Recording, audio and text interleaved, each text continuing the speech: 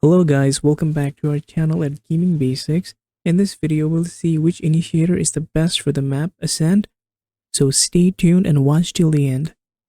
Which initiator should you pick in Ascent? Ascent is a wonderfully balanced map as of patch 8.01 in Valorant. To make most of this map, an initiator should be played as they can scout challenging area and give reliable information to the team. So, which initiator should you pick? As of right now, there are 6 initiators: Sova, Sky, KO, Fade, Bridge, and Gecko. So which one should you be playing? In this map, Sova is a must pick and I would suggest it over other initiators. It is not that other initiators are bad, but on this map, Sova is just better than other agents. But if you main other agents like Sky, Fade, or Gecko, you can definitely go for it. But if your gameplay is just basic initiator, then Sova is the way to go. I hope this helps you. To see more content like this, do subscribe to our channel and ring the bell icon.